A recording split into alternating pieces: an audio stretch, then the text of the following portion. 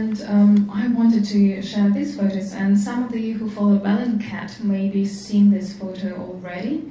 That's this group of people works in St. Petersburg and Moscow. The exact location differs according to the report by Bellingcat, The Insider, and Der Spiegel. But this group is called Main Computation Centre of the General Staff. They are in charge of launching the missiles, cruise missiles on Ukraine, targeting critical infrastructure in Ukraine. Most of them have, not all, actually all of them have background in IT, and there is a married couple among them as well. And they had until Bellingcat's investigation, they had social profiles. They were ordinary people, not monsters, not sadists, not ideological participants necessarily.